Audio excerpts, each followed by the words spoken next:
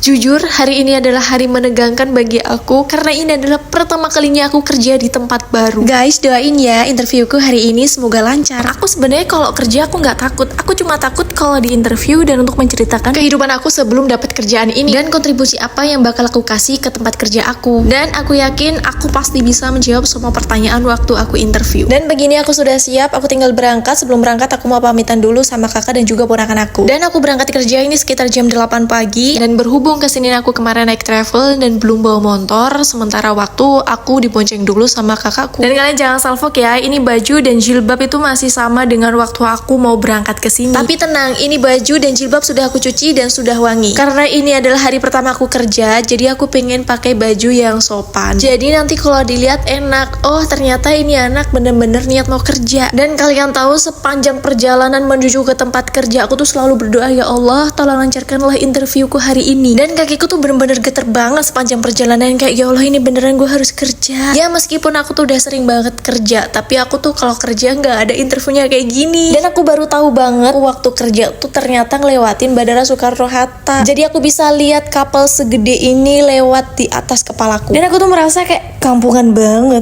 Tapi nggak apa-apa, ya wajar karena ini kan baru pertama kalinya lihat. Dan setelah kita menempuh perjalanan kurang lebih 15 menit, ini akhirnya aku sampai di tempat kerja. Dan kalian tahu waktu aku sampai gila, ini badanku nggak bisa dikontrol cuy, apalagi aku nih orangnya gampang nervous. Dan sesamanya aku di ruangan aku bingung ini mau duduk di mana. Ya udahlah aku duduk aja ya kan yang ada kursinya. Dan ternyata tempat duduk yang aku tempatin itu tempat bosnya, ya Allah. Dan ini benar-benar menegangkan karena aku rasa ini sebentar lagi aku bakal di interview. Dan gak selang lama ini bosnya datang. Bener-bener aku nggak bisa berkata-kata. Jujur aku malu banget. Aku udah siap ya untuk interview.